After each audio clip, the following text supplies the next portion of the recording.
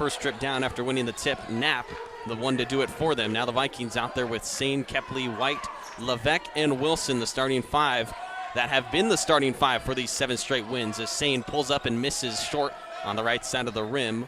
Moriarty with the rebound, and Landeck will dribble it down. Mason Landeck against Simon Frazier, 31 points, a career-high night for him in the win over the Red Leafs on Thursday. The Vikings also picked up a victory on Thursday against Montana State Billings. It was a 20-point victory for Western Washington. Evans using the big body to go against White down low, but missed the hook shot. Levesque corrals the rebound. He was in double-digit rebounds on Thursday as he put up a double-double for Western Washington. Vikings have Wilson on the left side looking for their first basket. It's Wilson inside, missing the layup short off the right side. Latour fights off the rebound as Levesque and Wilson were both there, pestering him. Landeck handles it down. Last time these two teams met was in Seattle. It was a win for the Falcons. They shot over 70% from the field against the Vikings. Western Washington can't do much when their team that they're playing against is shooting in the 70s as a jump ball is called. Western Washington, after losing the tip, will now get the possession arrow in their favor, and they will take it.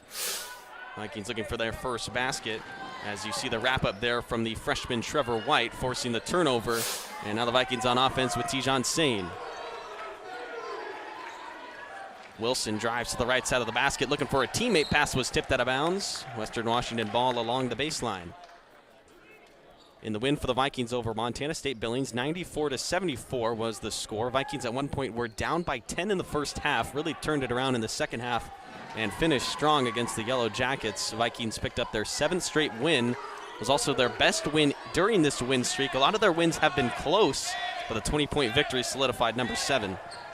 Kepley was a big part of that as he gets the floater and gets on the board. He had a 24-12 double-double with his points and rebounds on Thursday, and he gets the Vikings first on the board, even at 2, as SPU looks to answer. A couple dry trips down after scoring on their first attempt. And now Evans, with his back to the basket against Will Wilson, will drop step, then float it over Wilson, but once again misses down low. 0 for 2 is Evans down when he's bullying in the paint. And the Vikings on offense with Sane. The point guard handled it down, put a couple dribble moves on, now works around a screen of Levesque, looks on the roll, takes it himself past Evans and gets by him. How about Tijan Sane, the 5'11" guard, just working his way around the 6'9" forward of Trace Evans, and the Vikings lead 4-2. SPU had their win against Simon Frazier, 86-78, as Moriarty will get the basket. Moriarty has been the leading scorer this season for the Falcons, 15.3 points per game, and he ties it at 4. Vikings with an answer chance as Sane goes around the screen of Levesque, steps back, mid-range fadeaway jump shot too strong. Rebound soared through by Jackson Knapp. He's 6'7". He's listed as a guard, but he flew through to grab the rebound, and he also handles the ball down the floor. Guarded by Garrett Levesque. Into the top of the paint near the GNAC logo without a dribble inside the paint. Vikings wanted 3 in the key, don't get it. Now Evans back to the basket, another floater over a Vikings defender inside, and it finally works for Evans. On his 3rd try down low, he'll get his first basket. And now a 6-4 lead for Seattle Pacific. Kepley pick and pop. Levesque, a 3 is good. The transfer from UTEP in Levesque making the 3 ball. It's not his specialty, but he's knocked down some big-time threes. He had the one against Simon Frazier in the last-second win for Western Washington earlier this year, as Latour looks to answer. He comes up short on his 3. Down here on the floor with assistant coach Stacy Terrell. A good first half, 39-22 lead for you guys. How are you feeling? I feel good. I feel like we're really reading the defense. They're crashing in on us, so I think we're really catching ready to shoot outside, and it's falling for us. Demi Dykes are off to another great start in this game. Talk about these last 2 games and just what is going good for her. I know. I think she's just feeling it, and she's just really confident right now. You know, she got that knee brace off after her kind of injury over Christmas, and I think that's really helped her, and she's just kind of taking off. One other thing, Maddie Gramboyce all over the glass, 7 rebounds, hustling. Talk about her impact. You know, I know. And there's some games she doesn't score a ton, but she does everything else for us. She always has to guard the best player. She plays the best defense, and she does all the intangibles. I just love watching her play. All right, thank you, Stacy. Good luck in the second half. Vikings have a good lead when they enter half number 2 here on Vikings TV. Starting, Abby May was the starter. She's playing in that back row. Boston Cool is now on. She started this game for the Vikings as Clays delivers the serve. Tipped to the net by Vossenkuhl. Here come the Vikes. Adele Holland. Vossenkuhl newly checked in. Kept alive by McCrimmon. The attack from Anderson. Good dig by Clays. Back row from May. Kept up by Health. Vikings side. Grant has it. Holland will set it up. Vossenkuhl weakly in the air from Eckhart. Maddie Williams off the arm of May. Into the tunnel goes the ball, and it's a point for the Roadrunners on a nice rally. These two teams back and forth early on in our first set. Plenty of chances for either side during that rally. It ends up being Maddie Williams, who has been one of the stars for MSU Denver so far in this tournament. 6 kills in the first game today. Williams had a 41 hitting percentage, only committed 1 error on the attack. Here's Ostrich denied. Good net defense, MSU Denver. Ostrich takes a tip from the MSU defense. Set up and sent over by Mormon. Ostrich going to try another one, her third try in just this rally. McCrimmon on the second touch. It'll take off of the net. Kept in the air by Holland. Oh my goodness, Clays and Holland keep that ball in the air. And now here come the Roadrunners. Michael May has it in the air. Holland sets it up for Ostrich. Takes a deflection into the court. So after 4 tries, Devin Ostrich finds the open court. And the Vikes even it at 4-4. Some phenomenal rallies back and forth. This has been a phenomenal WWU Invitational. I mean, if you just watched the game before this, San Francisco State and Central Washington back and forth. How about that 4th set between San Francisco State and Central Washington? It went all the way to 5 sets before it could finish, and that's why we had such a late start between the Vikings and the Roadrunners. And it looks like this should be a good matchup as well. Michael got it weakly. Hanson is now on. Abby May from the back row. McCrimmon keeps it.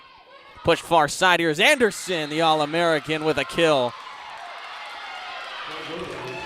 Back and forth, Roadrunners, Vikings trading punches to start our first set. No one getting a long run as the serve keeps going back and forth between these two teams.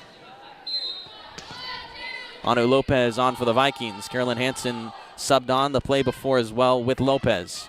Plays off the dig from the serve. Here is Lopez, denied at the net.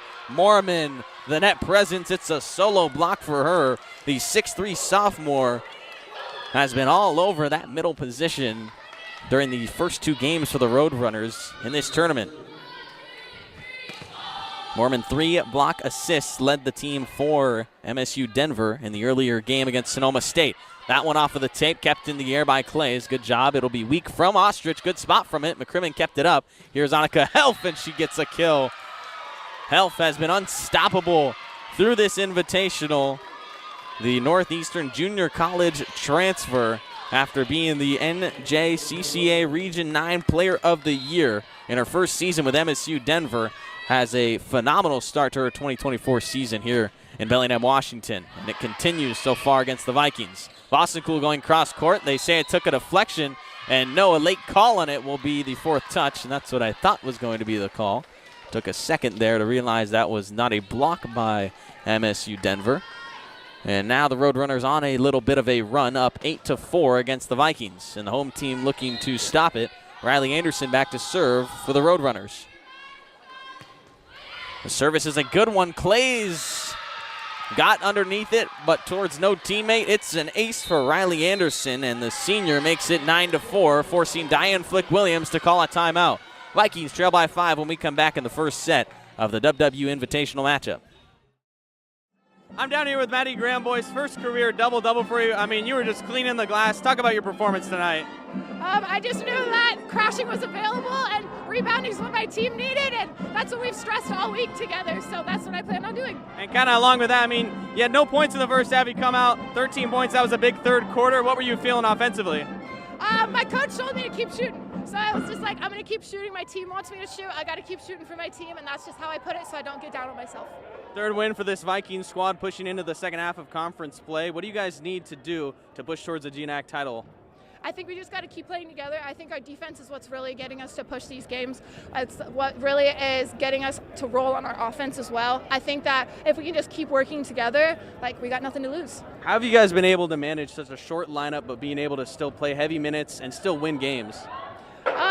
I think we don't think of it that way. I think we just have the mentality of like, we're here to play, we're doing this for our team, and we work so hard for each other every day, and that's like what motivates us. So we don't get tired because we just see that our other teammates are working, and that's what motivates us forward. All right, well, a great win today. Good luck on the road. We'll see you when you come back home in 2 weeks. Thank you. Vikings win tonight against Western Oregon. You can catch men's basketball here in Carver Gym. 7 p.m. start on Thursday here on Vikings TV. Thank you, and have a good night. Go Vikings.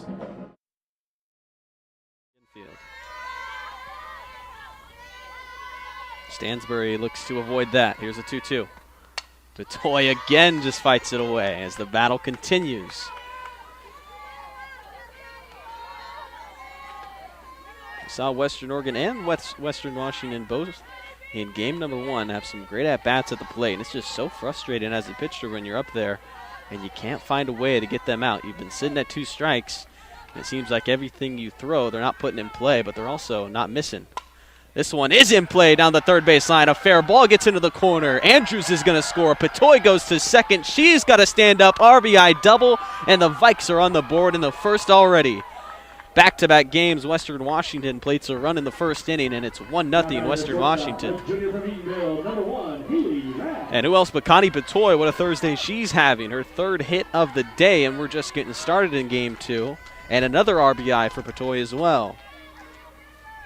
That's her 4th double on the year, 9th run batted in. Haley Rath will be at the plate with no outs and a runner on second. Ball number 1 misses to Rath. Haley Rath was held to just 1 hit, had some opportunities to drive in runs early in the game. Could not come up with it, but did end up 1 for 3 on the day. Was left on base once during that hit that she had. Outside strike given. Rath with addition on 1-1. Andrews touches home for the 23rd time this year. The leadoff batter facilitates offense when she gets on base. As Rath sees the breaking ball drop below the zone. Good eye for ball 2. Stansbury has already allowed her 36th earned run of the season in her 46th inning as a Wolf. Her first year with Western Oregon. The entire pitching staff for Western Oregon is different in 2025 than it was in 2024. No returners. This one's hit up the middle by Rath. This might score 1-2. They'll hold the runner, though, as a long throw comes in. Rath will head to second on the toss, so it's a single advance to 2 with Betoy playing it safe, staying at third. Vikings looking to have a big inning. Didn't want to risk giving the out, so Betoy will stand at second.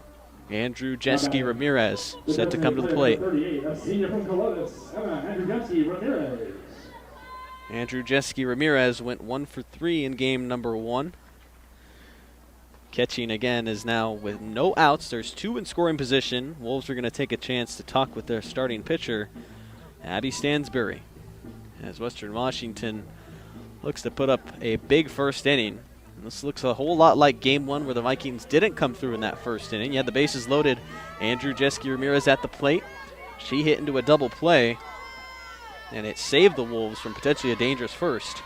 She looks to avoid something here that is similar to that last first inning. With 2 on in scoring position, Andrew Jeske Ramirez takes ball 1.